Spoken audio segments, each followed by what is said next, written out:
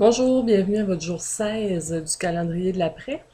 Aujourd'hui, on a une petite journée de repos en ce qui concerne l'entraînement. Donc, je vous parle justement du surentraînement aujourd'hui. C'est quoi le surentraînement? C'est quand on s'entraîne trop par rapport à nos capacités physiques. Un peu comme on a tous le goût de faire au mois de janvier, quand on a vécu des fêtes un peu gourmandes et inactives. On arrive au mois de janvier, on a le goût de commencer à s'entraîner à tous les jours, d'en faire pendant 2 heures par jour. Et après quelques jours, on est complètement épuisé, notre corps ne suit plus. Donc, ça peut se produire sur une courte période de temps. Le surentraînement peut aussi se produire à long terme. Il faut faire très attention à ça.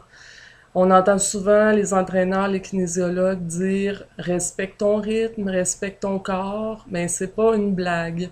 C'est vraiment important de respecter notre corps, les signaux qu'il nous lance et aussi notre capacité à s'entraîner.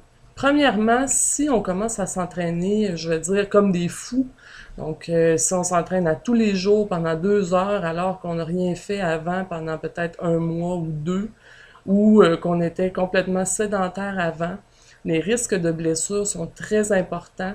Et en plus, côté motivation, on va la perdre très rapidement.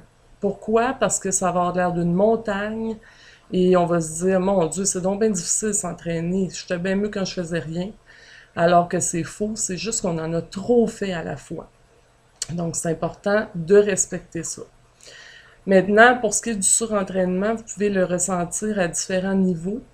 Vous pouvez, si vous êtes déjà quelqu'un d'actif, qui s'entraîne plusieurs fois par semaine, si vous commencez à sentir des petites douleurs, des blessures qui apparaissent, c'est peut-être le temps de ralentir un petit peu. C'est bien de s'entraîner régulièrement, mais au moins 1 à 2 fois par année, votre corps a besoin d'un repos.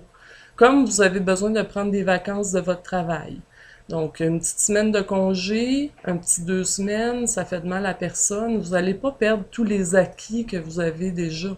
Vous allez simplement permettre à vos fibres musculaires et votre corps, vos articulations de se reposer.